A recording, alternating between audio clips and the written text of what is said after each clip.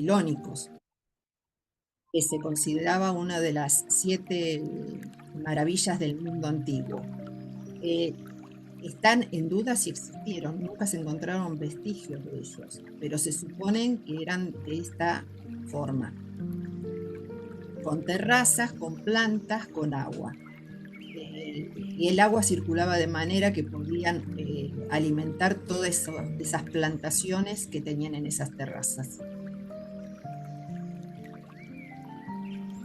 Otros jardines importantes, pero que fueron diferentes, fueron los chinos.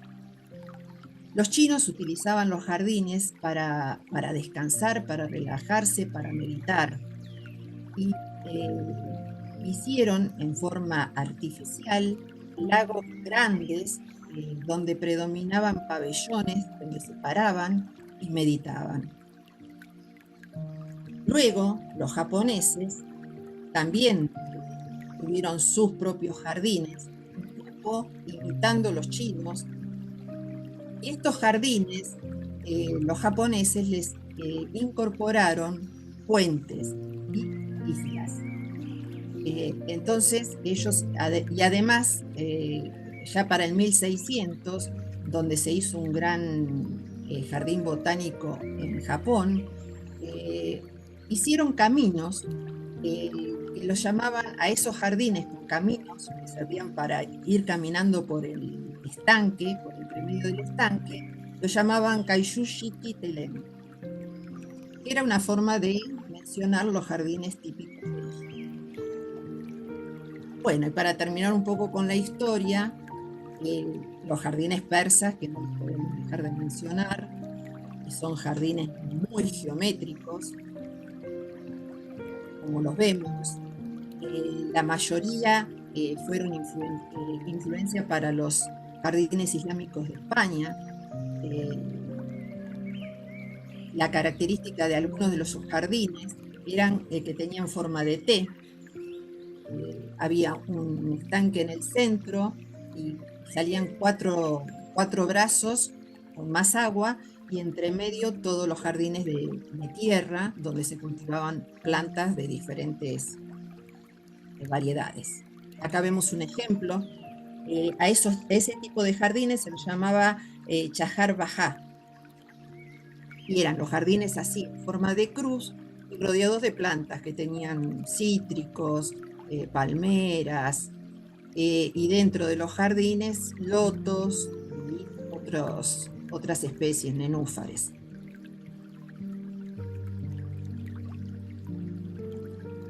El jardín de Versalles y el Taj Mahal de la India son típicos de este tipo de jardín persa.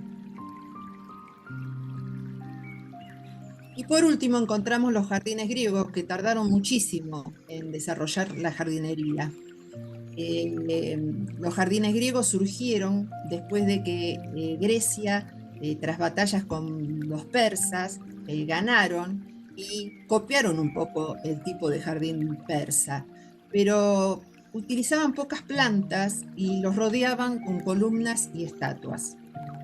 Algo parecido, pero ya un poco diferente, eran los jardines romanos, donde utilizaban el jardín como centro de la casa, para meditar, para todo. Y ahí tenían los estanques, tenían estatuas, tenían columnas, pero también tenían plantas, o sea que fue mucho más enriquecedor. Y este es el ejemplo de la casa de los Vieti de Pompeya. Ahora es un museo. Pero en la época actual los jardines cambiaron. En la época moderna los jardines adquirieron mucho de los jardines antiguos, pero también fueron transformados. Por ejemplo, en los jardines modernos encontramos que está todo más descontracturado, con formas más irregulares y con muchísima más abundancia de plantas.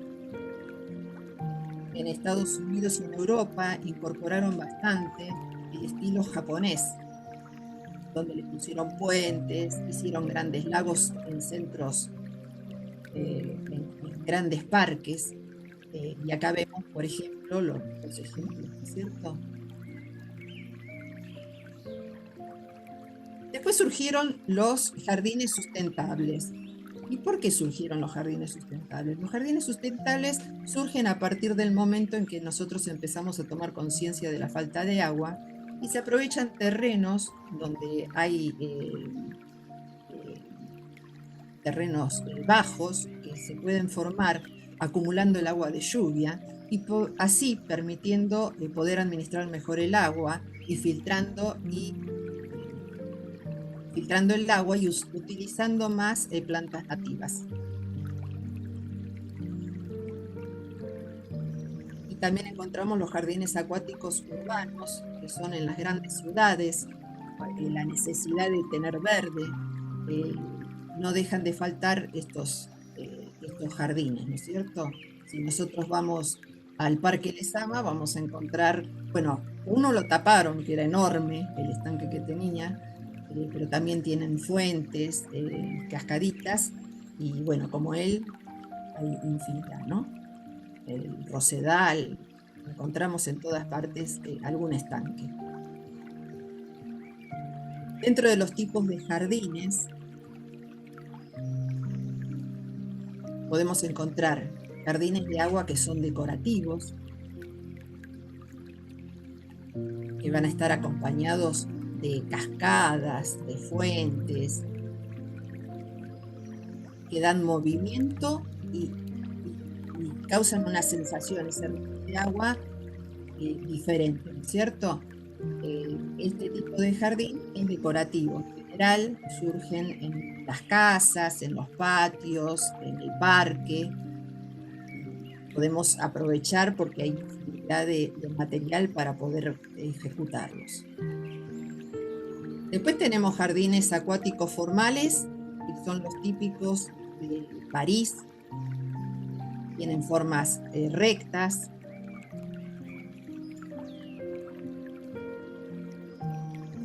Y también encontramos los jardines informales, que ya son con forma irregular y que son más al estilo francés.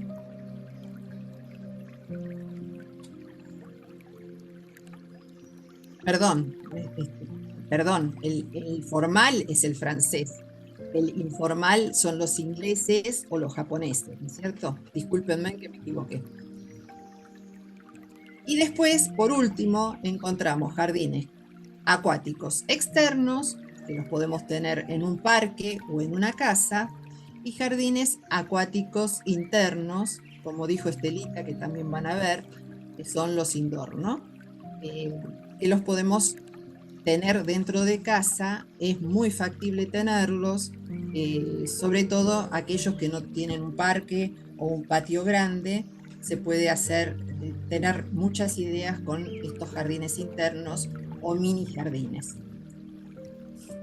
Acá hay ideas que se pueden aprovechar con un florerito, con macetas, y a las que les gusta reciclar con un recipiente de plástico.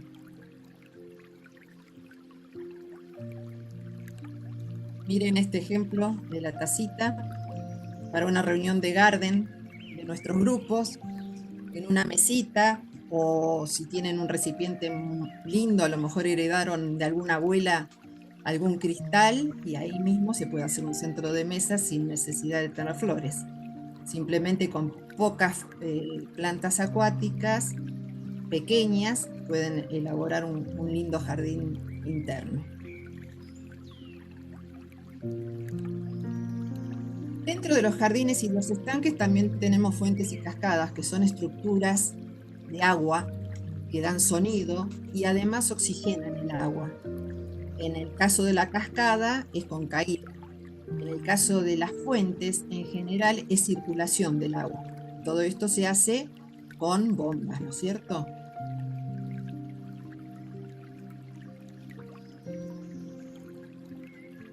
Bueno, y después tenemos los jardines de lluvia, que son parecidos a los sustentables, que son jardines que se utilizan ahora bastante, por ahí en Estados Unidos se ven más, que se utilizan en lugares que hay problemas de agua, por escasez, o a lo mejor por abundancia. Entonces recepcionan el agua y la pueden administrar de distintas maneras. En general es por absorción natural, y lo que hace es mejorar la filtración y el caudal después de las cuencas acuíferas.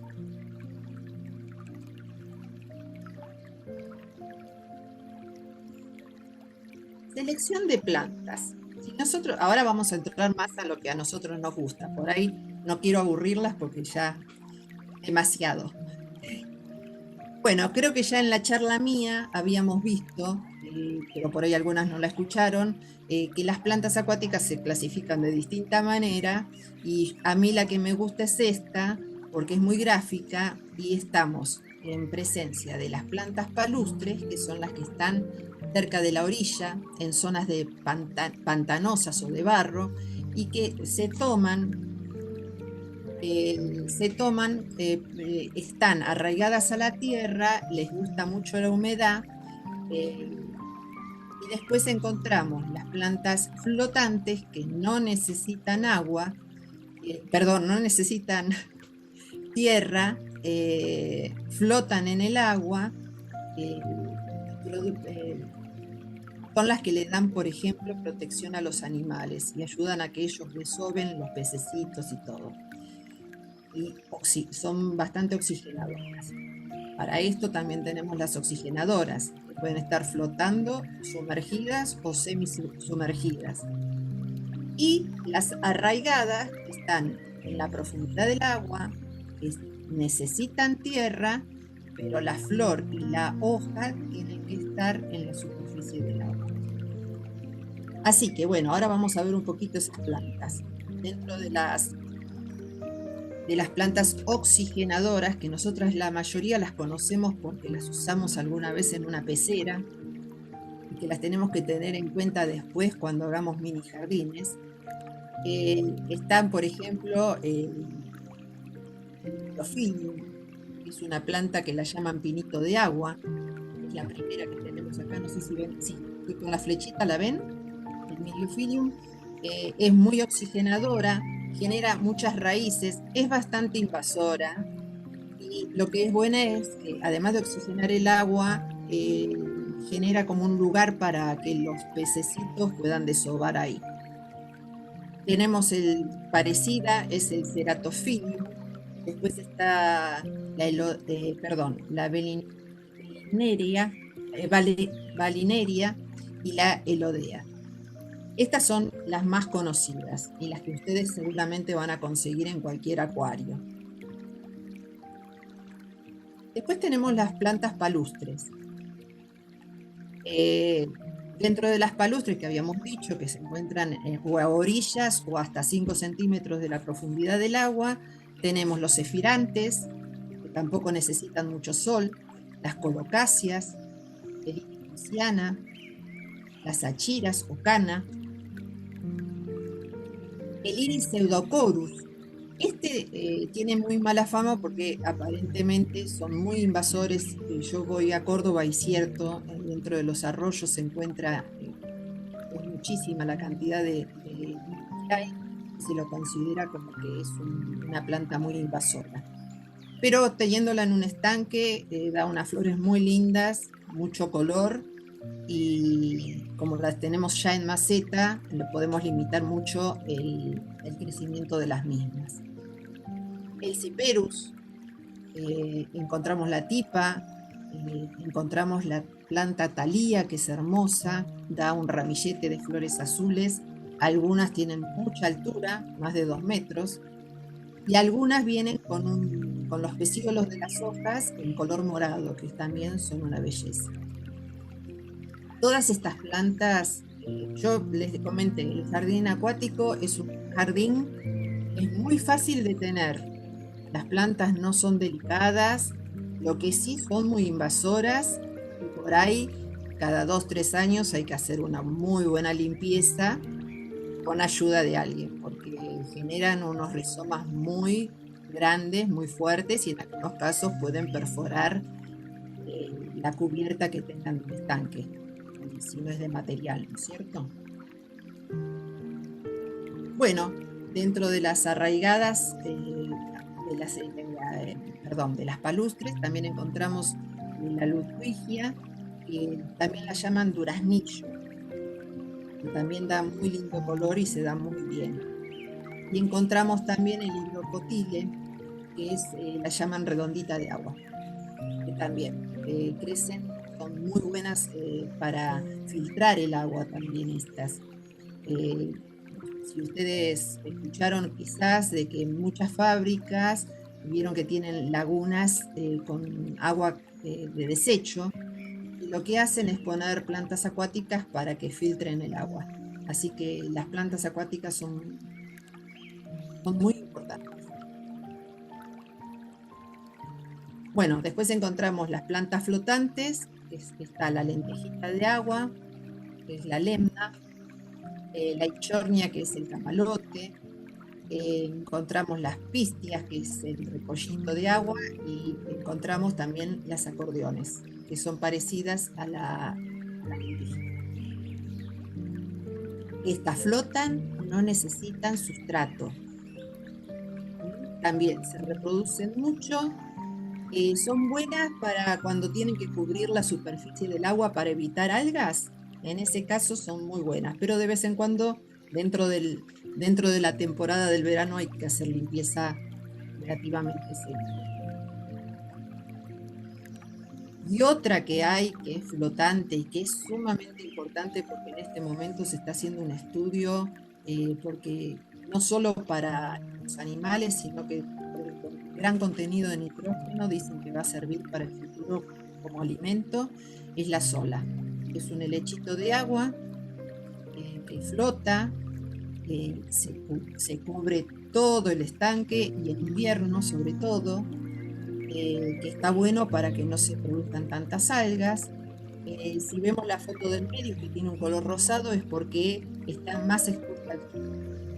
La que está a la izquierda nuestra eh, tiene menos sol, y la otra, la más clarita, es como que se crió más a la sombra. Cuanto más a la sombra están, más chiquitita es, pero el desarrollo dicen que por día duplica el volumen. Así que es grande y bueno, hasta para ganado es como alimento, ¿no? Voy a hacer otra aclaración. Las plantas acuáticas son buenísimas cuando uno hace limpieza para tirarlas en el compost porque aportan muchos nutrientes al compost y se desintegran bastante rápido. Como tienen poco tejido, salvo por ahí, eh, por ejemplo, las totoras, esas son mucho más fibrosas, o la talía, pero después el camalote, estas plantas son todas con poco tejido, entonces se desintegran rápido en lo que es el compost. Bueno, estas son las grandes estrellas de las plantas acuáticas para mí. Hay una que no pude tener porque me falta el espacio, que son las victorias. Están los nelumbos, que son las flores de loto. Después están las ninfeas, encontramos las prusianas o victorias y los nenúfares. Vamos a empezar por el loto. Bueno, del loto hay dos variedades. Está el Nelumbo lutea y el Nelumbo nucífera. Nucífera viene del nombre por la semilla, que como es de un tegumento muy duro, lo asocian con la nuez. Por eso salió el nombre nucífera. El Nelumbo lutea, que es el de origen americano, es el que es blanco, es un blanco cremoso. El rosado es de origen asiático. Bueno, acá vemos en este vivero que yo les había comentado, la plantación de lotos, que podemos explicar de que el loto tiene una hoja redonda bastante grande de 60 centímetros, tiene flores de color rosa o blanco, y de esas salieron híbridos con colores rojos, cremas, amarillos, veteados, con flores dobles o con flores simples, y atraen muchísimo a los insectos. El loto tiene una flor preciosa que dura 2 días, tiene las hojas que son hidrófugas, o sea que repelen el agua, cuando le cae una gota de agua, parece como si fuera mercurio, bailan en la hoja, y da un fruto que parece la flor de la regadera, que también es muy atractivo, tanto para diseños florales como para dejarlo en la misma planta. Y el desarrollo de las semillas, que a veces, depende de la variedad, quizás porque son híbridos o porque no fecundaron bien, hay veces que las semillas no se desarrollan bien. Todos estos órganos de la planta, me olvidé de decirles que tiene como tallo, es un rizoma subterráneo y del cual emiten raíces. Tanto el tallo, las hojas, las flores y los frutos son comestibles. Todos. Bueno, acá vemos algunos híbridos de loto, con flores dobles, por ejemplo. Miren qué belleza que son. Estos son los híbridos altos. Después hay enanos. Y los enanos sirven más para los mini estanques.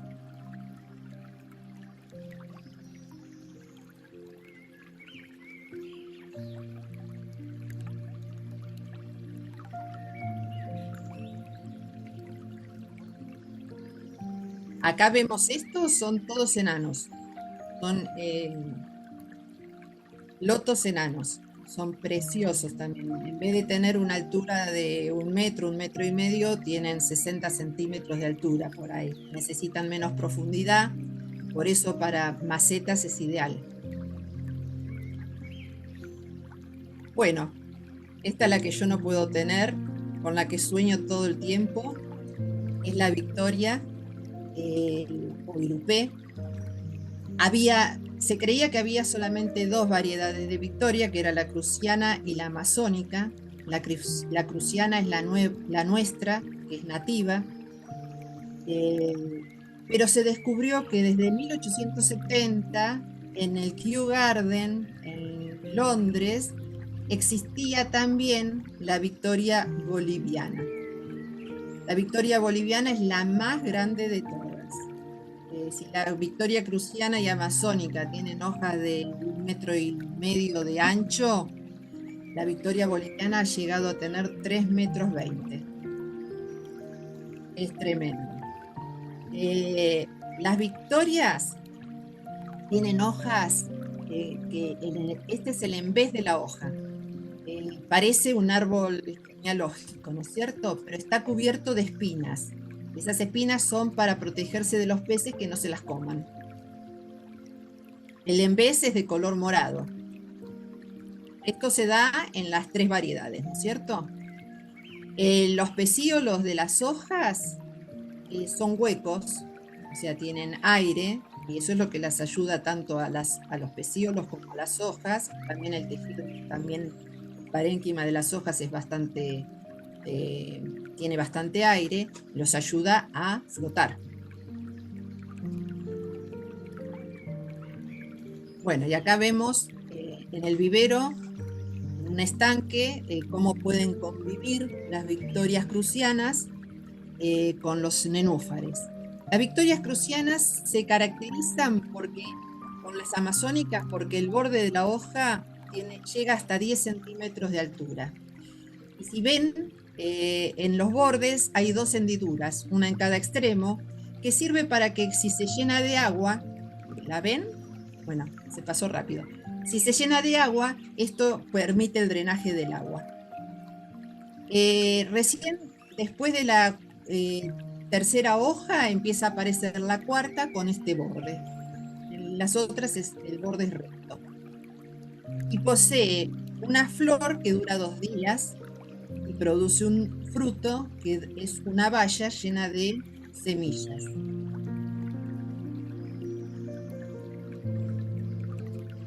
El escarabajo que la fecunda, porque solamente se fecunda con este insecto, es el ciclocefala. Penetra en la flor de un día, en el segundo día sale y va a fecundar otra flor. ahora vamos a explicar bien cómo es el tema de la fecundación. Les voy a compartir este videito que encontré que es muy claro para que entiendan la fecundación de las victorias. Perdón, estoy mostrando cómo cambian de color. La flor del primer día es blanca, la del segundo es rosa. El tamaño de la flor es de 30 centímetros de diámetro, bastante grande y es preciosa. El primer día emite un aroma a ananá que es espectacular. Si nosotros hacemos un viaje por el río Paraná, a la altura de Entre Ríos, vamos a encontrar un santuario de victorias, que si van al atardecer, las va a ir guiando donde está ese santuario, el olor y el perfume de las flores. Eh, la verdad que es maravilloso, la verdad que es muy lindo y realmente está a 40 minutos de lancha para poder visitarlo. Acá podemos ver, como ven las hojas cuando se les acumula basura de otras hojas, es ahí cuando se deteriora la hoja, pero no es que tiene una enfermedad, sino que se lastiman. Así que tenemos que organizar una excursión al santuario de las Victorias Cruciales. La que tenga ganas, por supuesto. Bueno, ahora sí, les voy a compartir un videito donde explica cómo el escarabajo fecunda la flor. La reina de las plantas acuáticas. Cuando cae la noche, sus enormes flores se abren.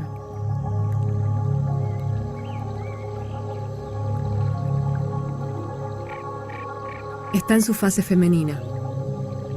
A simple vista, nada extraño. Pero visto con una cámara térmica, la flor del irupé hace algo único. Su temperatura sube hasta 11 grados por encima del ambiente.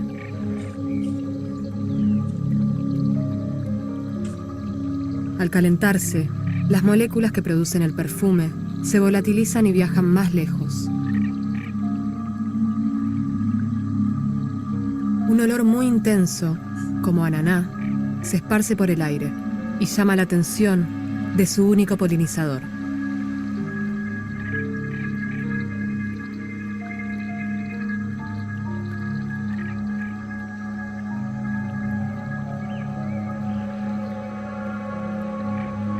El escarabajo ciclocéfala. Atraído por el perfume, el escarabajo entra en la flor, trayendo polen de las flores que visitó antes. Así, la poliniza. Bueno, no sé si les resultó interesante, pero bueno, a mí me encantó y dije, es un material que por ahí no lo ven todos los días y uno puede interpretar lo que es la naturaleza, ¿no? Muy Sonidos interesante, como, Patricia. Muy bueno, interesante. me alegra. Bueno, y otra que no pertenece a la Victoria, no pertenece a la Victoria, pero que también es muy bonita, con hojas un poquito más chicas, es el Euroyale ferox. Esta es una planta un poquito más chica y capaz que algún día me animo a tenerla. Me falta espacio. La verdad que soy muy viciosa con el tema plantas y sobre todo con las acuáticas que ocupan tanto espacio, realmente me resulta difícil, pero es un vicio. Capaz que les contagio la locura. Y el Bueno, espacio llegará. sí, el espacio va a llegar, seguro. Bueno, después de las victorias y de los nelumbos, lotos, victorias son el irupé, vamos a los nenúfares. Estos son un poco más fácil por el espacio que ocupan y dentro de los nenúfares encontramos dos tipos. Están los hardy y los tropicales. Acá estamos viendo más tropicales que hardy. Estos son hardy. Los tropicales se caracterizan porque las flores se elevan de la superficie terrestre 10-15 centímetros. Los hardy se mantienen horizontales apoyados en el agua. Además los diferencian las raíces. Los hardy tienen rizomas y los tropicales tienen bulbos. Los tropicales son mucho más sensibles a las heladas que los hardys. El hardy puede aguantar, por lo que he escuchado, yo todavía no lo experimenté. Experimenté la helada última, que la verdad que fue muy fuerte, y se formó como una capa de vidrio sobre el estanque de medio centímetro de espesor. Sin embargo, las plantas siguieron abajo perfectamente, ¿no? Yo no tengo tropicales salvo uno y ese lo rescaté y lo saqué y lo guardé adentro de casa, porque sufren mucho más el frío. Pero los caracteriza que unos tienen rizoma y el otro tiene una especie de bulbo. Son perennes ambos. En invierno los hardy pierden las hojas si hace mucho frío, si no, no. Y el ideal es plantarlos en macetas negras. Antes se plantaban en canastos perforados, ahora se decidió que no. Y negras solamente por el motivo es para que cuando uno tiene un estanque y no está tan profundo no se vean, quedan más disimuladas, ¿no es cierto? Estos son perennes, hardy.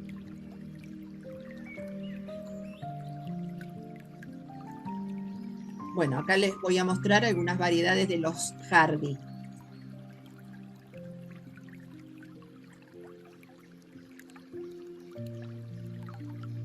Miren los colores que tienen. Realmente es una maravilla. Hay simples y hay dobles. Uno no se cansa de verlos. Todos los días sale alguno y hay un tema que es la fertilización. Yo no fertilizo, entonces tengo bastantes flores, pero sin fertilizar. El que fertiliza aparentemente le da muchísima más cantidad de flores. Estos son los hardy, recuerden, ¿no? Perennes. Y estos ahora vienen los tropicales, que dentro de los tropicales tenemos diurnos y nocturnos. Acá encontramos variedades también preciosos. Es como que tienen un estilo, porque cuando salen, emergen del agua y tienen esa distancia de unos 10 centímetros con el nivel del agua, son elegantes, diría yo. Todas estas plantas atraen cualquier cantidad de polinizadores. En mi estanque está lleno de abejas también, de libélulas. Es impresionante el cambio de clima o cambio de ambiente que se genera con un estanque. Estos son los nocturnos. Abren de noche y cierran al amanecer. Son preciosos, pero nos cuesta disfrutarlos, ¿no?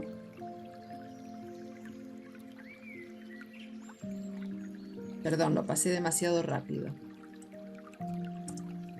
Bueno, y después vienen las ninfoideas, que también son, ninfoides, perdón, que también son plantas arraigadas, pero de flores mucho más chiquitas, no dejan por eso de ser atractivas. Tenemos la amapolita de agua, los ninfoideas que son como estrellitas blancas y estrellitas amarillas. Estas se desparraman en el agua, son de hojas chiquitas, flores chiquitas, pero que quedan muy bonitas cubriendo todo el estanque. Y las amapolitas también, se desparraman bastante, muy lindo. Bueno, vamos a ver cómo se reproducen. Esta es la semilla del irupé o victoria. Las semillas de la victoria necesitan para germinar una temperatura entre 28 y 32 grados. Y una vez que germina, emite raíces y hojas de diferentes formas. Primero en forma así de lanza y después salen las redonditas. Este es las primeras hojitas, ¿ven? El la forma de la hoja, en ese momento se empiezan a sembrar y en general son bastante complicadas porque los mismos productores dicen que les fallan un montón. O sea, de todas las que siembran y de todas las que germinan, por ahí hay un 20% que sobreviven. Pero ellos los plantan, los ponen en peceras con temperatura, con calentadores de agua, llevan mucho trabajo. Realmente por eso también salen carísimas estas plantas. Para tenerlas hay que tener un estanque muy grande porque cada planta tiene 5 o 6 hojas, se imaginan, con 1,20 m cada una, el espacio que necesitarían, ¿no es cierto? Las semillas de loto. Con las semillas de loto yo he tenido varias experiencias, siempre me abortaron y este año no sé si le puse más ganas. También empecé a probar otras cosas y hasta ahora estoy feliz porque brotaron, a pesar del frío que hace, brotaron y crecieron. Todavía no me emitieron ni hojas ni raíces, pero quiero mostrarles el experimento que hice y cómo se trabaja la semilla de loto. Se pueden comprar tanto las semillas de loto como las de Victoria. Tanto en Mercado Libre hay, y por lo que vi, este chico del vivero Naturalia también vende. Yo no me arriesgo a comprar semillas. Compré una sola vez, estas son de mi casa, porque corre el riesgo de perderlas y no son baratas. Prefiero comprar una planta y listo. Bueno, les muestro cómo se trabaja la semilla de loto. Las semillas de loto. Estas semillas son muy duras y necesitan desgastar el tegumento para lograr su germinación. Lo primero que tenemos que hacer es poner en un vaso de agua las semillas y las que flotan no sirven. Solamente vamos a utilizar las que van al fondo. Una vez que seleccionamos las semillas que sirven, lo que vamos a hacer es desgastar el tegumento. En el primer método, utilizando una lija, donde vamos a ir desgastando el extremo, que sería el extremo este extremo. Vamos a utilizar la lija, la vamos a lijar y vamos a ir desgastándolo hasta lograr que quede así. Apenas, simplemente es para que penetre el agua. Otra forma que me pareció mucho más sencilla es utilizar una tenaza, sostenerla con la tenaza y con unos golpes suaves lograr quebrar el tegumento, que sería para que otra vez penetre el agua. En este caso, ¿ven? Lo hice de esta manera. Ahí ya le di unos golpes y logré que se quebrara el tegumento sin lastimar el embrión. ¿Qué tenemos que hacer una vez que tenemos esto así? Utilizar agua mineral. Yo le voy a poner unas gotitas de agua oxigenada para evitar que me fracase la germinación, porque ya me ha pasado de que puse a germinar, la semilla germina pero aborta. Así que bueno, vamos a probar con agua oxigenada y agua mineral para ver qué es lo que va pasando día a día. Vamos a poner estas semillas acá y estas semillas acá, todas juntitas. Y en unos días vamos a ver cómo van progresando. ¿Las ven? Están todas ahí en el agua. Bueno, seguiremos con el experimento. Bueno, les comento que omití que el golpe se le da con un martillo, no se quiebran con la mano, ¿no? Ni con la pincita. La pinza la usé como límite para que no romper demasiado la semilla, porque como la tenaza le da una altura que es justito la de la semilla, aproveché y le di el golpe para quebrar solamente el tegumento. Y acá, bueno, a la derecha ven las semillas germinadas a los poquitos días. Pero no todas germinaron, pero no todas se desarrollaron de la misma manera. Y lo que comprobé hasta ahora es que las que lijé con una lija, que tampoco fue tan fácil porque les tengo que pedir disculpas porque la filmación la hice yo.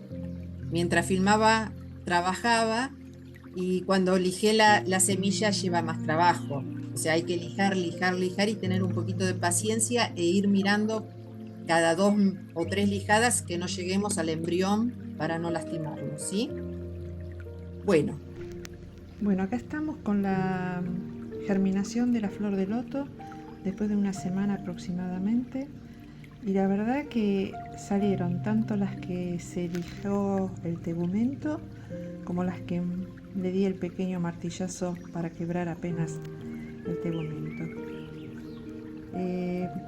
Tienen más desarrollo las que fueron lijadas.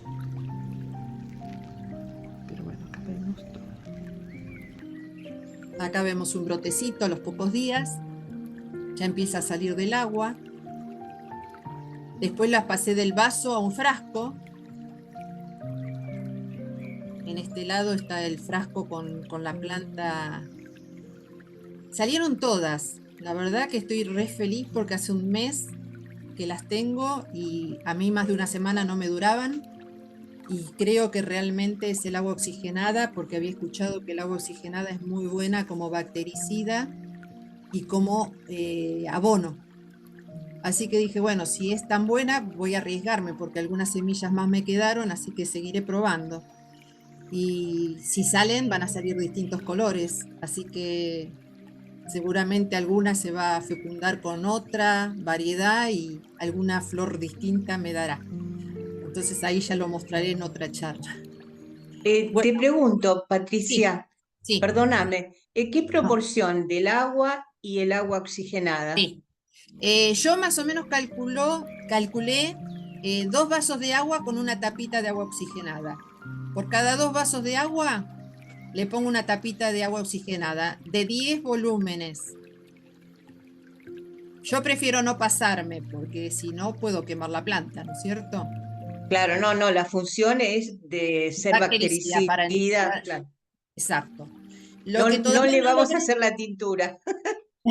no, lo que todavía no logré es que salieran las raíces, porque al día de hoy lo tengo acá atrás mío y saqué una foto hoy para que vean cómo está hoy. Y cuesta que salgan las raíces, pero yo asumo que es el frío, porque yo soy de no tener demasiada calefacción en casa y las plantas necesitan más calor, así que asumo que debe ser por eso, pero las hojitas están ahí. Bueno, acá ven esta, no sé si la El ven 8 porque de yo lo tengo julio tapado con las fotos trabajé nuestras, con ¿no? estas semillas y algunas todavía siguen germinando muy lentamente.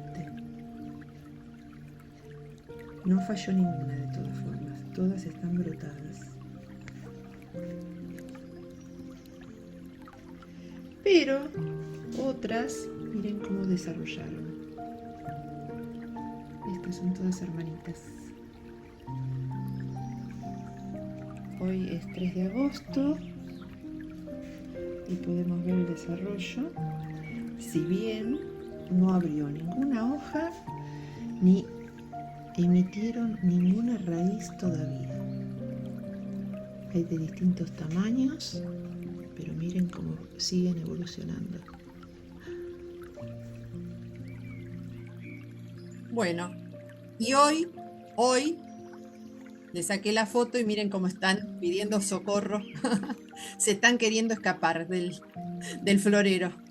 Voy a tener que conseguir un florero grande porque tenía uno muchísimo más grande y se me rompió con el viento un día que la tenía afuera. Así que tendré que comprar otro recipiente o plantarlo ya directamente en un poco de lodo, que es tierra muy barrosa, que es de ahí donde sale loto. La palabra loto sale de que nació en el lodo. Para ir plantándolas, pero las voy a hacer todas en interior porque afuera se van a morir con tanto frío, ¿no? No aguantan tanto frío en este momento.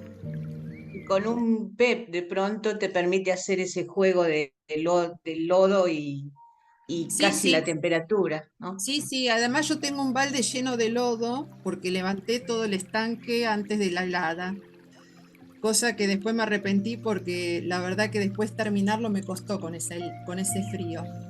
Pero junté un montón de lodo porque es tierra re nutrida y la guardé para plantar algunos nenúfares que replanté y algunos lotos.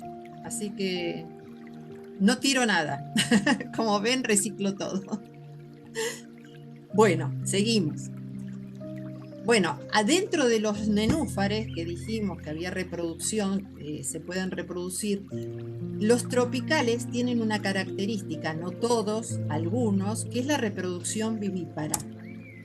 Este video no lo pude cortar porque quería que fuera un poquito más corto, que tiene muchos años. Es una planta de loto tropical diurna, y si ven en la característica de las hojas, acá en el centro de la hoja hay como una especie de yema, donde ahí se va a reproducir la planta y va a generar un nenúfar idéntico. Es una reproducción asexual. Es como cuando hacemos gajos, lo podemos hacer en forma vivípara, que no todas las plantas se dan. ¿Ven cómo sale la plantita después de la hoja? Esa plantita se desprendió de una hoja. A ver si lo pueden ver ahora en esta. ¿Ven? La hoja muere y se genera una planta. La cortamos y la plantamos en un recipiente que tenga barro. Les tengo que contar que ese recipiente, cuando lo hice, había puesto, no sé, como 20 plantas. Y fueron los perros y me escarbaron todo el barro y las perdí, lamentablemente. Pero bueno, son experimentos y mala suerte a veces, ¿no? Pero una forma de reproducir y poder regalar nenúfares sería de esta manera. Uno cuando va a comprar puede pedir que le den plantas que sean vivíparas, así tenemos asegurada la reproducción más rápida, porque los nenúfares tropicales, como les dije, tienen bulbos, no se reproducen tan rápido como los hardy. Entonces esta sería una manera rápida de conseguir ejemplares parecidos, o iguales en realidad. Voy a compartir este videíto porque también me pareció súper importante. Hay dos de este hombre. Se llama Tommy Escribano, es español. En este momento tiene una exposición de nenúfares y de victorias muy cerquita en Madrid, que se llama Desert City. Si quieren buscarlo después en internet, tiene página web y tiene Instagram. Y quiero mostrarles cómo hace la hibridación de un nenúfar. A mí me parece importante, después quiero que me comenten porque a lo mejor les parece demasiado y para otra charla soy más sintética. Pero esto no quería que lo perdieran. Les paso el videíto. Como vemos aquí, tenemos la flor, dos flores que parecen diferentes y en cierto modo lo son. Es la misma planta, pero en diferentes estadios. Este es el primer día de la floración, es cuando la flor es femenina, es hembra.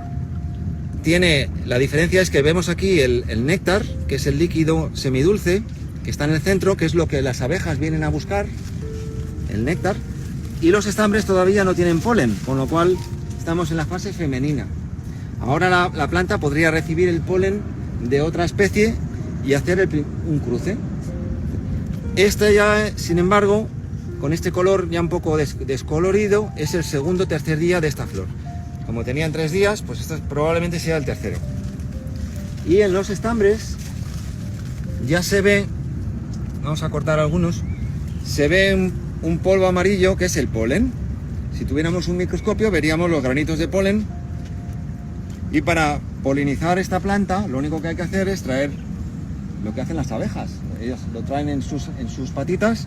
Pues yo lo traigo con la pincita y dejamos caer los estambres en el néctar y en cuestión de 30 minutos los granos de polen empiezan a germinar. Nosotros no lo veremos porque son microscópicos, pero hacen como un tubito, un microtúbulo, que lo que hace es como si fuera un espermatozoide, pues llega hasta los ovarios, que están en la parte de abajo. Si todo va bien y la planta es compatible y es fértil y tal, pues bueno, se producen las semillas que luego deberíamos de embolsar. ¿Por qué hacemos eso? Pues porque resulta que los nenúfares, cuando producen el fruto y la semilla está madura, explota.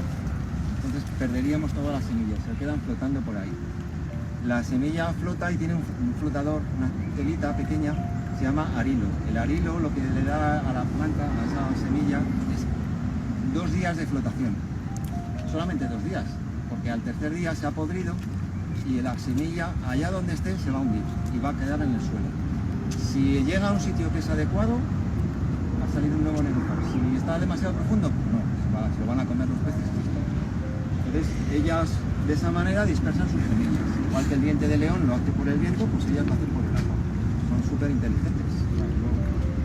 Bueno, pues para evitar que exploten las semillas y se me escapen, yo tendría, ahora que ya he hecho el cruce, embolsarlo, cerrar esto para que ya no llegue ninguna abeja y me traiga un polen que yo no quiero.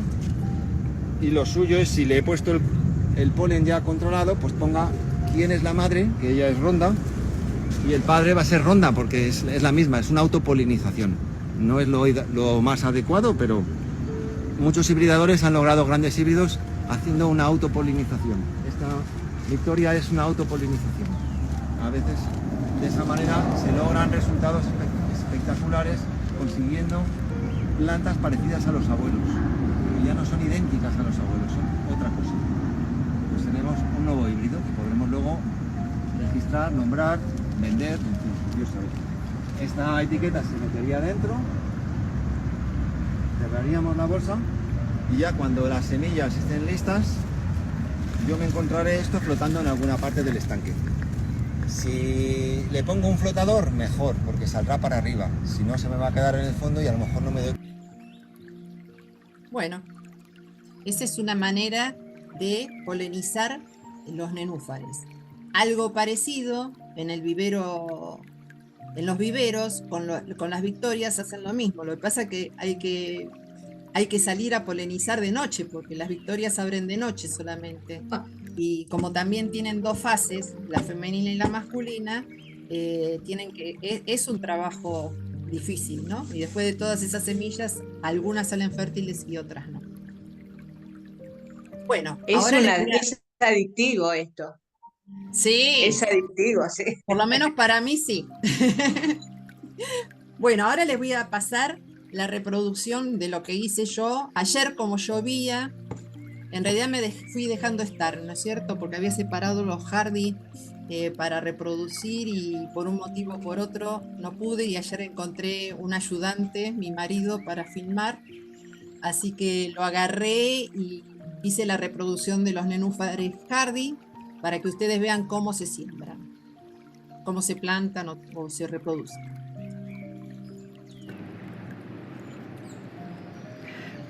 Ahora vamos a plantar un nenúfar. Estos son los nenúfares Hardy, no son los tropicales. Son muy diferentes en cuanto a la estructura del rizoma, que tiene un rizoma y tiene raíces muy abundantes. En este caso, tengo la oportunidad de hacer 2 plantas, por lo cual con un cuchillo las voy a cortar. Esta, que es más chiquita,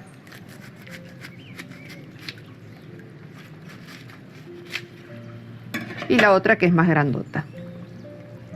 Miren las raíces que saca, es impresionante. Yo no se las corto, el ideal es plantarlas así. ¿Qué tenemos que hacer en la maceta? Vamos a poner un poco de piedras en el fondo, porque esto lo que va a hacer es evitar que después la maceta se vuelque. Logra así que tenga más peso. Como tengo 2 plantas, voy a hacer 2 macetas. La tierra, exactamente la misma que usamos para el loto. Tierra común de jardín.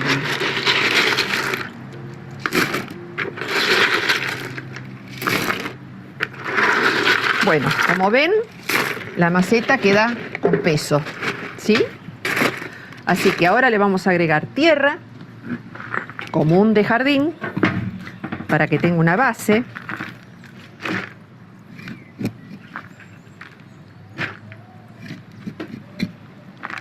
Es una tierra buena, tiene mucho nutriente, pero no flota, no es tierra de hojarasca, donde ponemos la maceta en el agua y se nos saldría todo el sustrato.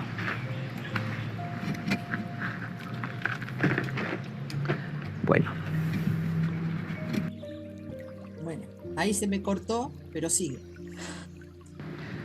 Bueno, acá completamos las 2 macetas con tierra para poder sembrar nuestros 2 nenúfares.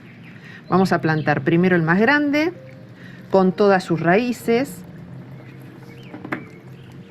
Vamos a acomodarlas, a embellecerla un poco, y lo que vamos a lograr es que el rizoma quede un poquito a la vista. ¿Ven? Esta puntita va a quedar más a la vista y las hojas las vamos a sacar para afuera. Estas hojas por ahí las perdemos en el futuro, pero no hay problema, la planta no va a morir por eso.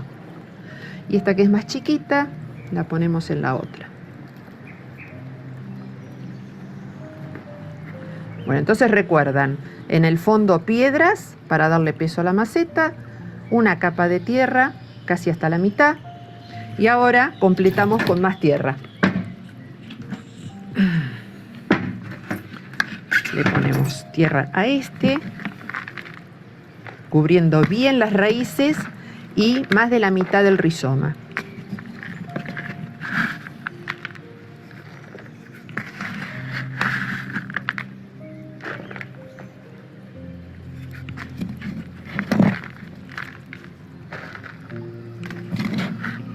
Hacemos lo mismo con este.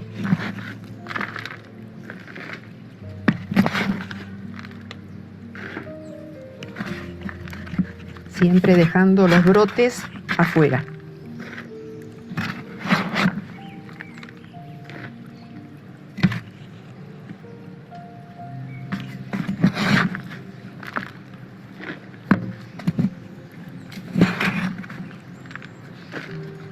Vamos a apretar, a comprimir un poco la tierra. Acá falta un poquito más. Ahí está. Con las manos nos ensuciamos, apretamos y comprimimos toda la tierra tapando el rizoma. Y apretando para que las raíces queden bien afirmadas. En este hacemos lo mismo, apretamos. Y podemos poner más piedras o arena. ¿Para qué todo esto? Una es para asentar un poco más las raíces.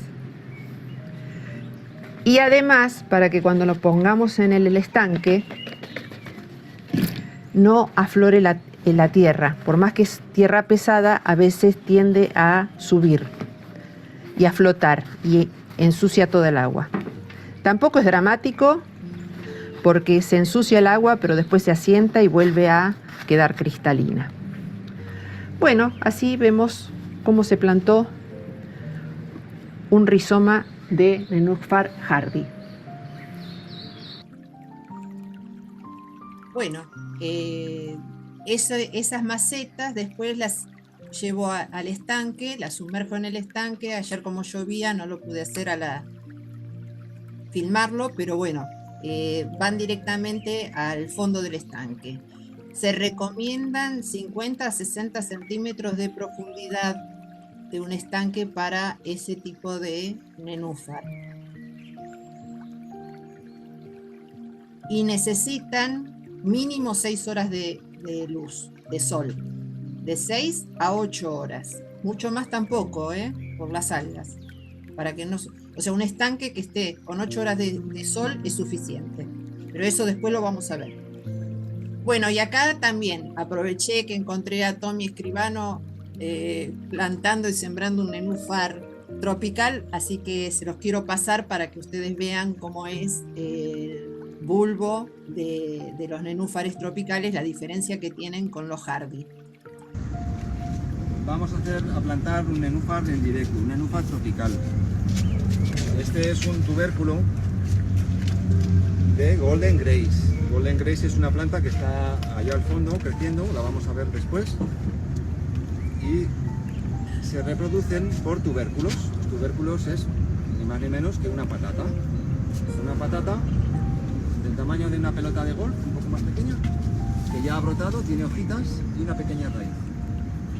Esta es una maceta que ya está preparada, tiene una capa de arena arriba y lo demás es tierra arcillosa, mezclada con el producto, con el fertilizante de lenta liberación, abajo del todo. tiene su nombre, Golden Grace, y es la creación de un amigo mío en exclusiva para nosotros, para Desert City, para el mundo, porque esta planta solo se cultiva aquí y en México. Y introduciéndola aquí ya hemos terminado con la plantación. Fijaos, ha sido complicada, ¿verdad? Bueno, bien sencillita. Él usa siempre fertilizante y lo que dice que son los cote, los tipos Osmocote es una marca. Los que terminan en cote, que son de liberación lenta, son ideales para las plantas acuáticas. Hay unos chicos en Córdoba que venden plantas acuáticas y dicen que usan el triple 15. Lo consulté y me dijeron que es una barbaridad. Poner triple 15 puede quemar a las plantas, así que o si le ponen, que le pongan buena calidad, si no, no pongan nada porque las pueden quemar. Es muy agresivo, claro. Sí, exacto, tiene muchas sales. Claro. Y tampoco el abono, que antes también, igual que los canastos huecos, yo me acuerdo que cuando empecé con las plantas acuáticas hace muchísimos años, iba una señora que era la primera, así con plantas acuáticas que comercializaba, era Erika Boyle, que estaba en la zona norte. Yo soy de la zona sur, pero me iba a conseguir mis plantitas. Y ella plantaba todo en canastos tipo cajones perforados o canastas perforadas, y le ponía estiércol de animal. Pero ahora no lo aconsejan para nada, dicen que puede fermentar, que estropea más el agua. En cambio con esto es mucho más simple. Y la manera de fertilizar a las plantas acuáticas es envolviendo, o cuando se va a plantar, ponerlo abajo, el fertilizante, para que no flote, o envolverlo en servilletas de papel y introducirlo, hundirlo bien adentro de la maceta, ¿no? Para que vaya liberando despacito todos los productos. Yo insisto, yo no fertilizo casi. Creo que fertilicé una vez hace 3-4 años y nada más. Pero bueno, cada uno es dueño de hacer lo que... evidentemente con fertilizante van a salir más fuertes y van a florecer mucho más. Bueno, y ahora les muestro cómo planté lotos. En este momento vamos a plantar un loto. Se trata de un rizoma que pueden tener distintas formas, distintos tamaños. Por ejemplo, que la punta o yema estaría acá. Tenemos que es de otra variedad, y también la punta que va a crecer en el futuro va a ser esta y esta. Y otro que es más grande, que en este momento no lo voy a plantar acá porque no va a entrar, así que tengo que buscar de plantarlo en el estanque directamente o en un recipiente mayor. ¿De dónde partimos? Partimos por lo menos de un recipiente de este tamaño, que es como una palangana, y esto va a ir adentro del estanque luego. A este recipiente le vamos a poner tierra común del jardín, tierra bien negra, pesada. ¿Ven? Acá hay una piedrita, esta la sacamos, alisamos para que tenga una superficie pareja, colocamos el rizoma, en este caso voy a elegir y el rizoma se tiene que poner en un costado, porque el crecimiento del loto es circular, por eso tenemos que elegir siempre recipientes redondos, nunca con ángulos, rectángulos, cuadrados, que tienen aristas y esas pueden trabar el crecimiento del loto. A este rizoma lo vamos a tapar nuevamente con tierra. Acá tengo más tierra del jardín. Vamos a volcarla.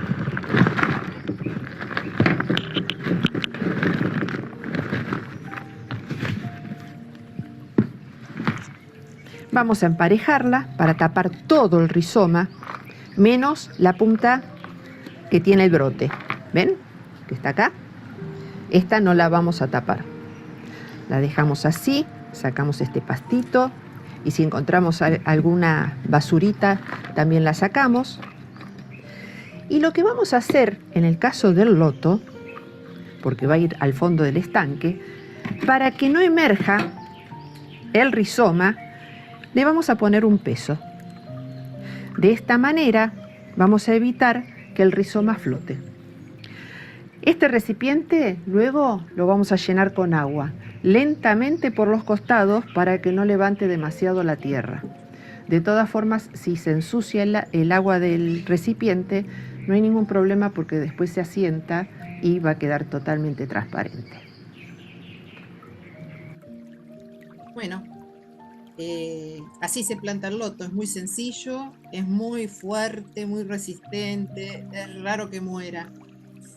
Tiene que tener o un maltrato o no trasplantarlo después de muchos años. A mí me pasó que al principio no lo trasplantaba y no lo tocaba por miedo a perderlo y me daba cada vez menos flores. Cuando lo consulté me dicen, no, lo que pasa es que lo tenés que sacar, abrir, sacar varios y reproducir. Y la verdad que cuando lo reproduje se dio perfecto, creció muchísimo, creció más alto, así que es muy lindo.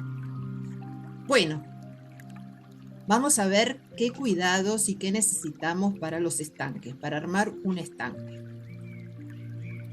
Primero, el control de las algas. Las algas, ¿por qué se dan? En general es por exceso de sol, exceso de luz. Si nosotros tenemos un estanque bastante cubierto de vegetación, las algas no van a aparecer. ¿Cómo cubrimos? Muchas veces con plantas flotantes, porque son invasoras pero son fáciles de sacar. Entonces, hacen una cubierta de toda la superficie del estanque, permiten que las plantas que emergen a la superficie salen porque son muy blanditas, muy livianas, salvo el camalote, que es bastante complicado. El resto de las plantas, tipo lentejitas, repollitos, la sola, todas esas van a generar sombra y van a evitar que haya algas, ¿sí? Y no darle más de 8 horas de sol directo. Entre 6 y 8 horas es el ideal. Ya con 6 horas las plantas acuáticas tipo loto y nenúfares florecen. Y la victoria. Filtración y circulación del agua. Ya de por sí las plantas acuáticas filtran el agua. Realmente son excelentes. Yo no uso ninguna bomba ni hago ningún movimiento de agua y yo me meto en los estanques después de 2 o 3 años que no le cambié el agua y el agua está impecable. Lo único que a veces se junta barro en el fondo y eso cada 2 o 3 años convendría sacarlo para que no se junte tanto, ¿no es cierto? Control de nutrientes. El alimento de los peces y el fertilizante pueden estropear el agua. Entonces, si tenemos peces y hay bastantes plantas, no va a hacer falta que ustedes les tiren nada. Cuanto más natural, mejor. Ya con el estiércol de los peces ya se podría estropear, entonces se tiene la idea de que no se cargue demasiado, ni de peces ni de plantas, un estanque. Y los fertilizantes también, hay que tener cuidado, como yo les decía, el ideal son los fertilizantes de liberación lenta y penetrarlos bien en la maceta, cuestión de que en el agua no esté flotando ningún fertilizante. Hacer limpieza de hojas y de ramitas y otros desechos que pueda haber en el estanque, cada tanto hacer una limpieza, no hay que hacerlo tan frecuente porque tampoco es que aparecen hojas. Por ahí, si tenemos una victoria que son tan grandes, sí, cuando se estropea una hoja hay que sacarla porque es muy grande. Pero en general en los nenúfares no estamos haciendo limpieza permanente. Considerar el pH. El pH no hace falta casi ni controlarlo porque entre un 6,5 y un 8,5 es como que hay una diferencia bastante grande y no hay que andar controlando el pH del agua. Como les dije, control de peces y de fauna, que no haya exceso de peces, porque si ponemos muchas carpas y se empiezan a reproducir, hay una determinada cantidad de agua que se necesita por pez. Controlar la cantidad adecuada de plantas, podas y plantado en macetas también. Tenemos que dejar espacio libre de agua en la superficie, o sea que de vez en cuando se vean que no hagamos un bosque acuático, ¿no? Tenemos que ser prudentes y mantener la cantidad limitada. Por eso les digo que yo me estoy quejando que no tengo espacio ya. Evitar insecticidas y pesticidas en un estanque, no hacen falta, sinceramente no hace falta. Y colocar a veces, cuando uno tiene chicos chiquititos, colocar protectores en los estanques porque tienen 60 centímetros, 50 centímetros de profundidad, y para un chiquito de 2, 3 años puede tropezar, caerse, y ahí hay que tener cuidado. Así que esos serían los mayores cuidados para mantener un estanque. Existen filtros de agua que yo les dije que yo no tengo, porque si tenemos bastantes plantas oxigenadoras y no hacen falta. Pero bueno, son vistosos porque a veces hacen movimiento de agua. Ahora hay filtros solares también que se colocan, entonces no hay que andar con mucho cablerío. Y generan movimiento de agua, y bueno, para el que le gusta tener el agua súper cristalina, pero hay que asesorarse y averiguar porque cada bomba es ideal para un determinado caudal de agua, ¿no es cierto? Yo ya les digo, sinceramente, si hay un surtido de planta, no van a hacer falta ni filtros ni nada. No sé, o sea, son económicos armar estanques en una casa. Bueno, en los estanques, como dijimos, encontramos plantas, pero también encontramos animalitos, ¿cierto? ¿Cuáles son los más vistos? Bueno, ya les dije, abejas hay a montones, se llena de abejas por las flores que hay. Hay muchísima rana, se reproducen las ranas en forma tremenda, mosquitos y libélulas. Pero no hay que asustarse con los estanques, porque la verdad, yo en mi casa por ahí tenía los estanques y no tenía mosquitos en el parque. Iba a la casa de mi tío que vive enfrente, sin estanques, y me comían viva los mosquitos. Así que el problema de los mosquitos no son los estanques, sino el agua estancada. Y vamos a ver cómo se pueden controlar los mosquitos, ¿no es cierto? Bueno, la libélula es el principal atacante del mosquito. Cuando tenemos un jardín en invierno, el jardín está medio muerto, pero después, cuando empieza la primavera, empiezan a rebrotar todas las plantas y con ellos las libélulas. Las libélulas se devoran los huevos de los mosquitos, las larvas de las libélulas, que se reproducen en el agua. La libélula la hembra coloca huevos o en los tallos de las plantas o en el agua. Ahí se producen las larvas y aguantan en el agua muchísimo tiempo. Y esas mismas larvas se alimentan de los huevos de los mosquitos. También se comen renacuajos. Así que tenemos que tener en cuenta que si hay libélulas vamos a estar tranquilas sin mosquitos. A las libélulas también hay otros animalitos que se las comen. Por ejemplo, las ranas adultas se pueden comer los huevos de las libélulas. Así que hay una biodiversidad tremenda. Las libélulas tienen 2 pares de alas y los 2 pares se mueven en distintos sentidos. Entonces pueden volar para adelante o volar para atrás.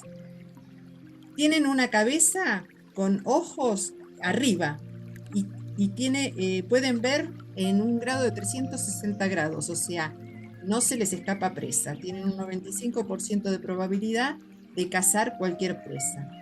Se alimentan de mosquitos, se alimentan de moscas, se alimentan en el aire, estoy hablando, ¿no? Se alimentan de arañas. Así que realmente la libélula es la gran aliada para evitar tanto mosquito. La libélula tiene 3 estadios: huevo, larva y adulto. Así que bueno, yo les recomiendo que tengan un jardín lleno de libélulas, que va a ser muy lindo. Son muy atractivas porque tienen unos colores transparentes, pero en azul, medio rojizo. Son muy, muy bonitas. Después tenemos el mosquito. El ciclo del mosquito, en vez de tener 3 estadios, tiene 4 estadios el mosquito. Huevo, larva, pupa y adulto. Los huevos tardan 2 días en eclosionar. Una vez que se aparió el mosquito, deposita los huevos en el agua. Lo que pasa que lo peligroso es que los depositen en lugares muy estancados. Bueno, acá vemos los 4 ciclos, ¿no? La hembra adulta coloca los huevos. Esos huevos en 2 o 3 días en el agua eclosionan y se transforman en larva.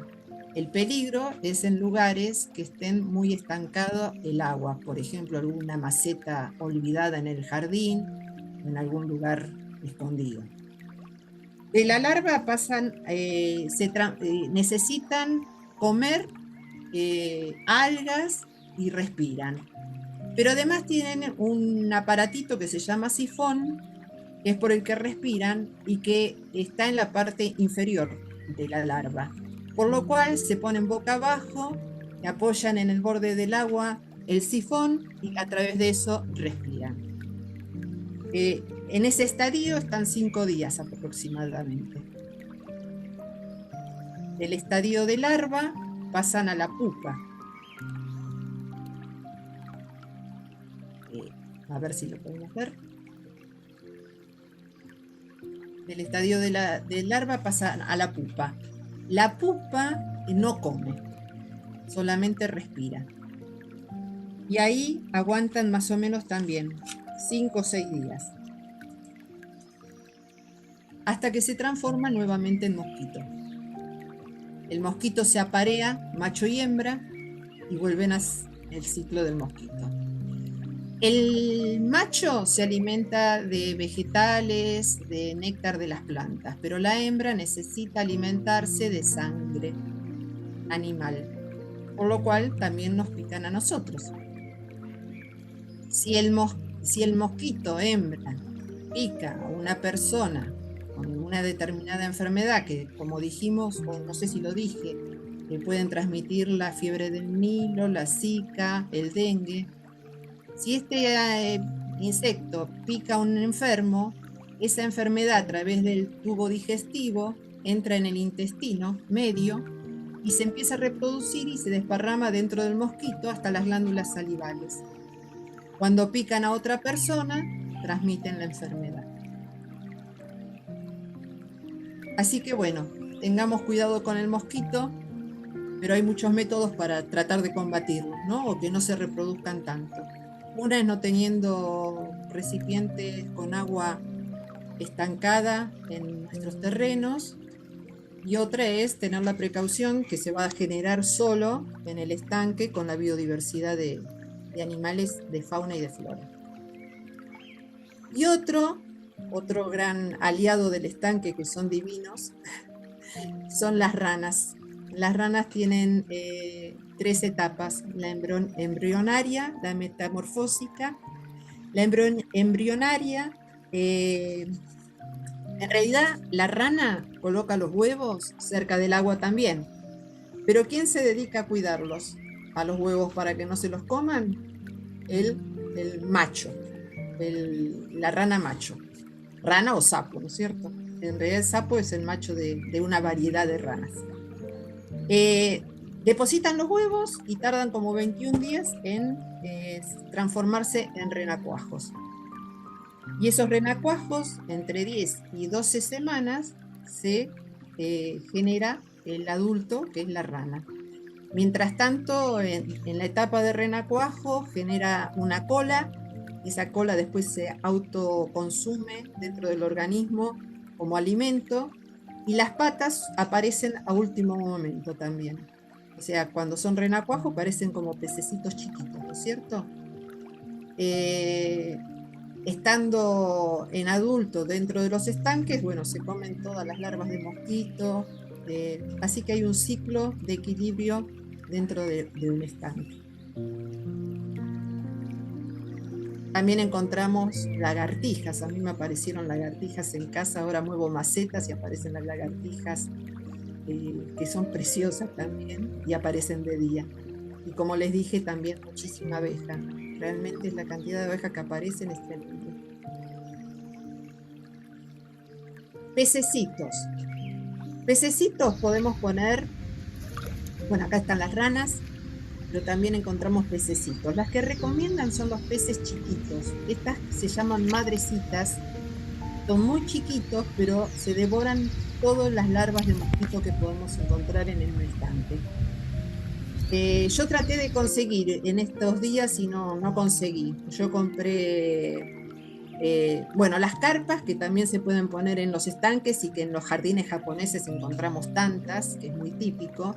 El inconveniente de las carpas es que crecen mucho, necesitan estanques más grandes y además se alimentan a veces de las raíces de los nenúfares.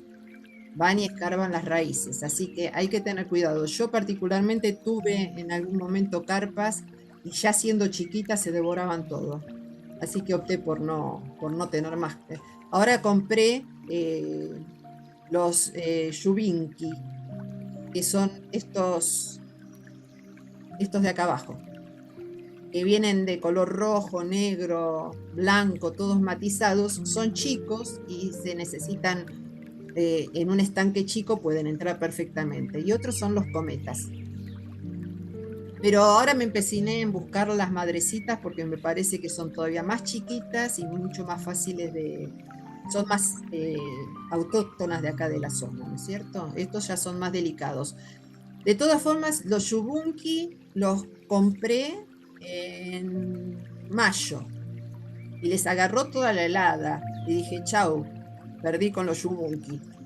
Pero no, el otro día fui a mover y se habían metido bien abajo de un estanque, de uno de los estanques que tengo, y están todos vivitos y coleando, así que no tienen problema de frío tampoco. Bueno, ¿qué beneficios ecológicos y ambientales nos da tener un estanque? Nos da estética y tranquilidad. O sea, realmente embellece el paisaje. Realmente cuando están, sobre todo la época ideal, que es desde septiembre hasta marzo o abril, tenemos flores de nenúfares, flores de loto, tenemos el follaje verde, que aunque tuviera flor, es precioso. Así que realmente es muy bonito. Genera una biodiversidad, como les conté, lleno de plantas y de fauna. Porque, vamos, los sonidos que se escuchan, los días de lluvia, las ranas y el agua de lluvia cuando cae en el estanque también es hermoso. Filtra naturalmente el agua, así que realmente ni siquiera tenemos que gastar en nada. Y si el agua, si nosotros tuviéramos un estanque natural, yo lamentablemente no lo tengo porque lo tuve que hacer, lo hago forrado de nylon. Si fuera un estanque natural, que hay quienes lo hacen con una tierra arcillosa, la filtración del agua esa, que va después a las napas de agua subterráneas, ya va totalmente filtrada el agua. Realmente sería sanísimo.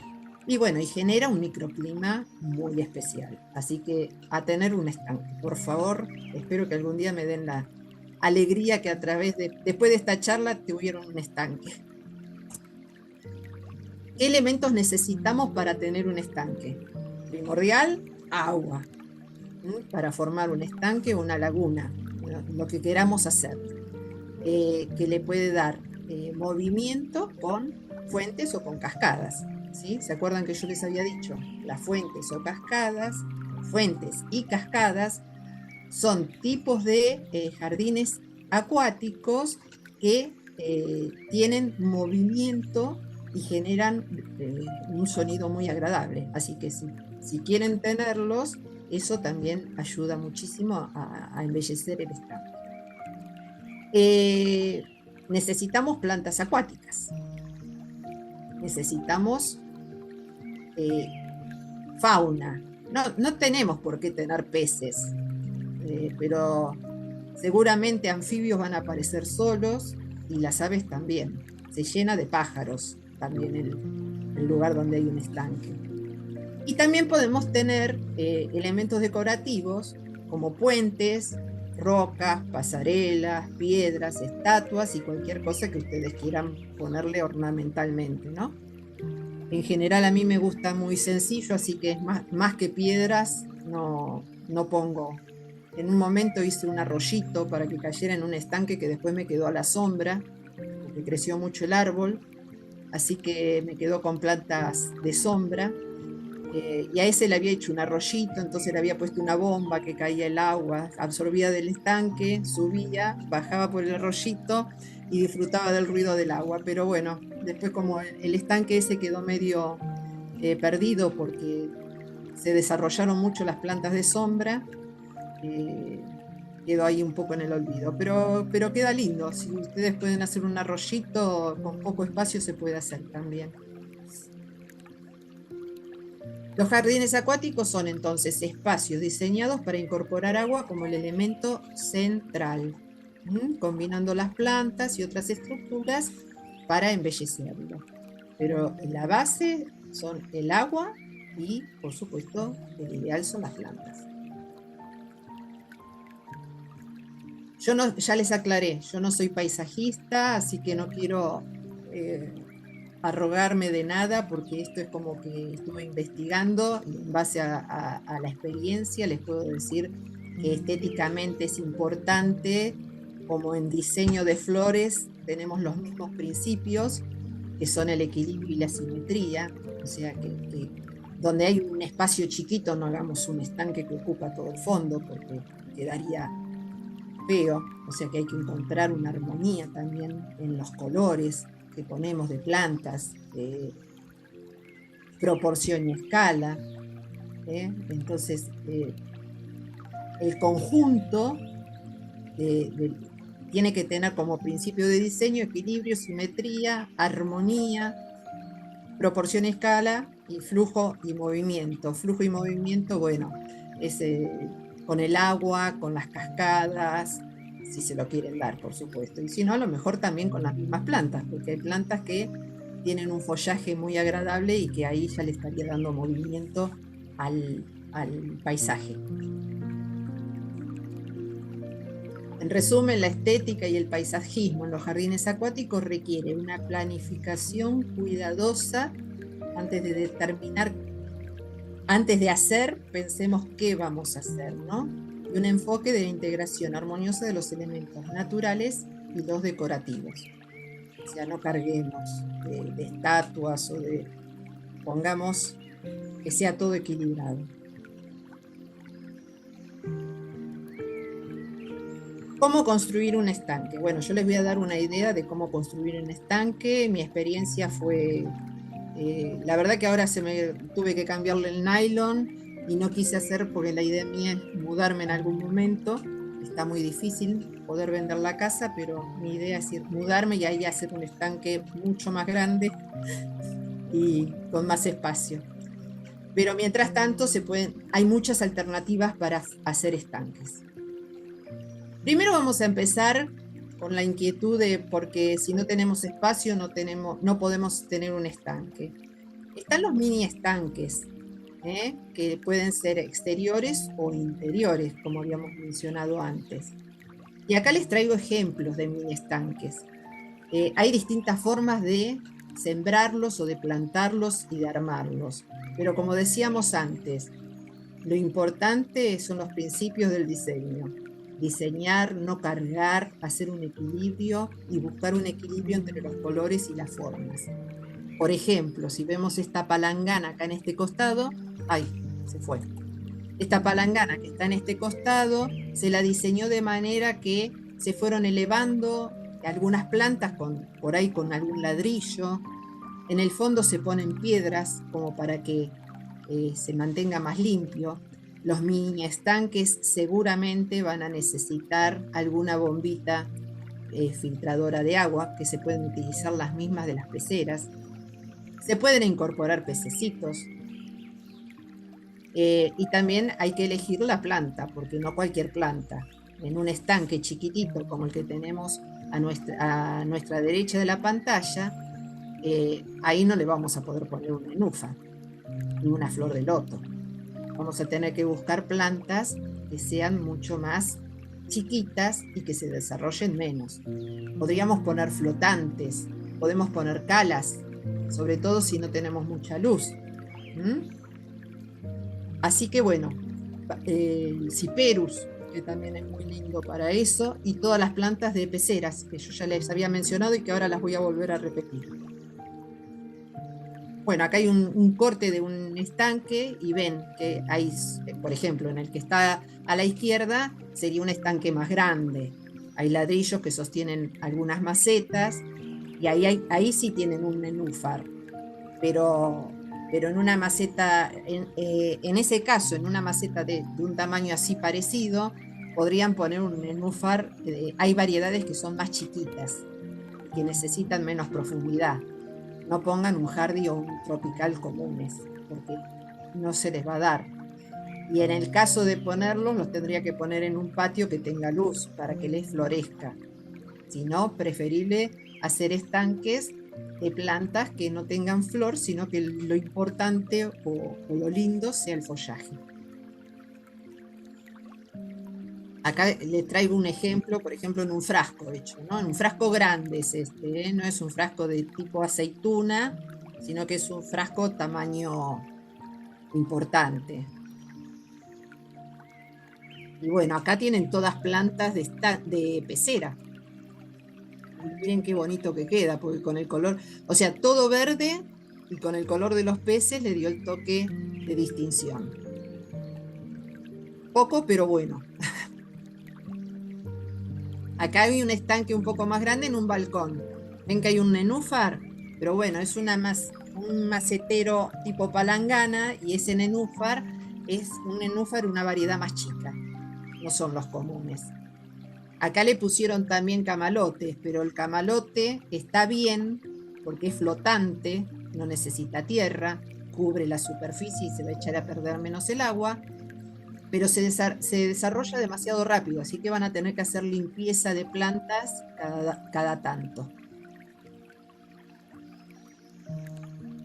Acá ven un poquito más grandes, son estanques para un patio, y en el que está a la derecha, que ven que hay movimiento de agua, generaron plantas, peces y movimiento de agua. Miren, en el de abajo prácticamente no hay plantas, un poco de musgo y unos peces. Y el movimiento de esa agua oxigena el agua de abajo para los peces. De todas formas, está generado por una bombita arriba, porque el agua no es que baja y no se renueva.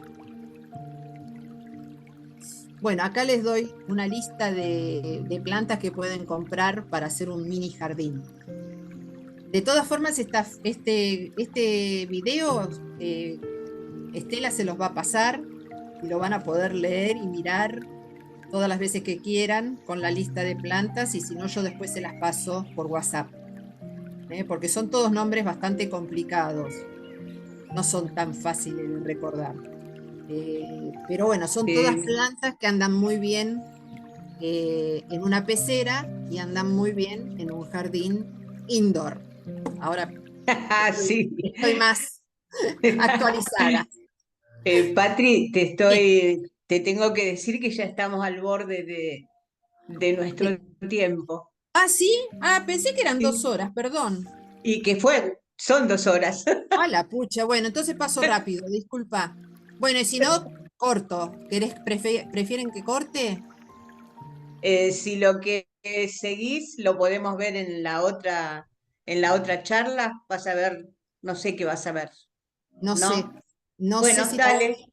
No sé. Vamos. Bueno. Si no, les menciono. Los estanques, bueno, tienen que tener forma, la ubicación. Es importantísima la ubicación por la cantidad de sol que ya les dije, 8 horas, no más.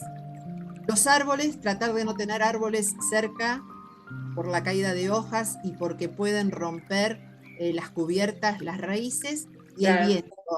Zonas de mucho viento pueden perjudicar el agua porque vuelan todas las hojas y se pudre el agua. Bueno, el tamaño y la forma también, que sea proporcional al espacio. Si ustedes viven en una estancia o en un campo, pueden hacer una laguna artificial y va a quedar perfecta. si viven en la ciudad, van a tener que buscar el tamaño adecuado, ¿no es cierto? La forma, por supuesto que es indistinta. Eso va a gusto de cada uno y al material que uno usó para construir ese estanque. Y la profundidad se da entre 50 a 60 centímetros de profundidad, salvo que tengan peces koi, y en ese caso tendrían que hacerlo de 80 o 90 centímetros de profundidad. Sería el ideal. Bueno, esto se los paso por rápido, porque lo pueden hacer de polietileno negro, que el ideal serían 500 micrones. No se consigue tan fácilmente. Yo lo hice con 300. Duran bastante, 5 años duran, así que se puede hacer. O sea, la ventaja es que es barato, la contra es que dura menos. Después está el PVC, que es más grueso y es más fuerte, más caro, y dura hasta 25 años. El hormigón armado, donde ya define una forma y hay que tenerlo, y es muy durable, es muy costoso, y a veces sufren rajaduras y pérdidas de agua. La fibra de vidrio, que son esas piletitas con forma oval o lo que quieran ustedes, esa es cómoda, es rápida, tiene una profundidad bastante adecuada para los nenúfares y para las flores de loto, sobre todo. Son bastante duraderas, son costosas. La verdad que ahora no sé el precio que tienen, pero no son más, o sea, siempre el nylon es lo más barato. Y después está lo que yo les había dicho, que es la arcilla, que es un material que se trabaja para impermeabilizar las lagunas, que quedan lagunas casi naturales. Yo tengo un amigo en Cañuelas que lo hizo y tiene una laguna de lotos, ¿no? Así que es una belleza. Bueno, esto va a quedar en la filmación después, si lo quieren seguir viendo tranquilas. Si no, se los mando. Bueno, acá hay un diseño de un estanque hecho con nylon o con geotextil, y los pasos que hay que seguir es darle la forma. En el caso de que tenga 70, 80 centímetros de profundidad, el ideal es hacerle un escalón para que tenga distintas alturas para las plantas, porque hay plantas que necesitan más altura y otras menos. Y una vez que está nivelado, se cubre con el nylon, todo el borde se apoyan ladrillos o algún peso para que no se escape, se le pone agua y se van adaptando el nylon, se va adaptando por la cantidad de agua que uno le va poniendo, el nylon se va a ir acomodando bien en los laterales y en el fondo. Ese es el más sencillo, es la forma más sencilla de hacer un estanque, ¿no es cierto? Bueno, me apuro así pueden. Bueno, no sé si se lo paso porque es la construcción de un estanque en tierra con geotextil. ¿Quieren que lo pase por alto? No, pasalo. ¿Lo paso? Bueno, es la forma de construir un estanque. Primero hay que marcarlo con sogas o con hilos. Después perforar, en este caso guardan los panes de tierra para después cubrir los bordes y emparejarlo más. Se hace la perforación.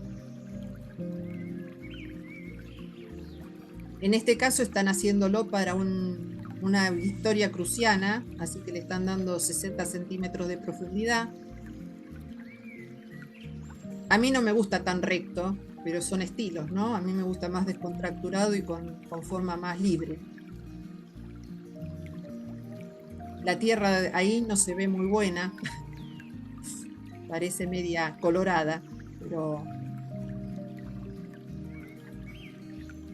Parece más tosca que tierra. Sí, debe ser un country, un campo medio... Lo mojan y entonces después lo cubren con el geotextil, ¿no? Prolijan bien los bordes para que no haya raspaduras. Yo en general, como lo uso con nylon, lo que hago abajo es ponerle una capa de diarios, que a veces uno tiene diarios de sobra en la casa, o arena. Entonces todo el fondo yo le pongo arena o diario por si hay alguna piedrita que no me con el peso del agua y cuando uno entra a limpiar el estanque no se perfore el nylon, ¿no? Ahí le están poniendo un geotextil para proteger la capa de arriba.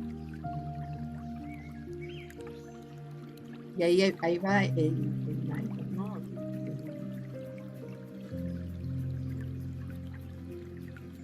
En los ángulos hay que plegarlo bien para que no quede.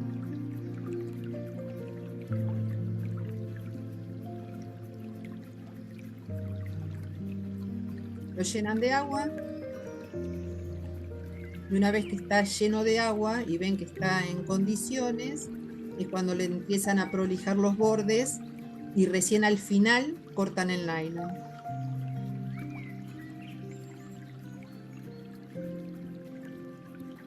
Esto es para estanques grandes, ¿no es cierto?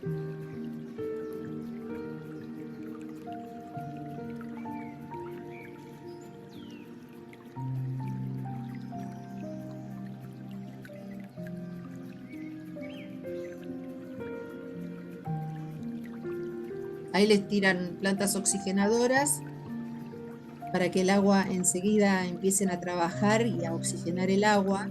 Esa agua turbia enseguida se va a sentar y va a quedar totalmente transparente. Y a los pocos días ya van a tener el estanque impecable. Bueno. Tenemos preguntas, Patri. Sí. Yo esto lo voy a suprimir porque eran los grandes jardines botánicos del mundo y con eso terminaba, pero después se los doy como una lista o lo ven después tranquilas en el chat. En el chat, exacto. Bueno, me colgás el videíto en el chat. Dejo de compartir entonces. Ok. Ahí está. Así me hacen las preguntas que quieran. Hermosa charla, Patricia. Tenemos aquí a María Verónica. Sí. Sí. Habilita tu micrófono.